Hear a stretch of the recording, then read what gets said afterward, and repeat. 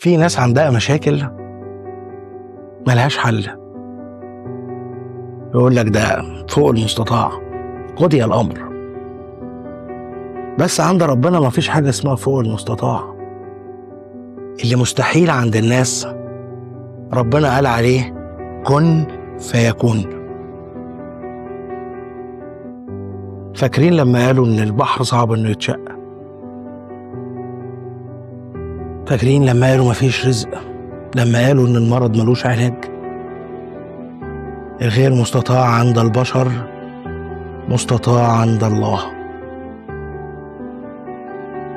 فما تسمعش لحد، ما تسمعش غير لصوت ربنا. اسمعها تاني وقوم صلي، هتنحل.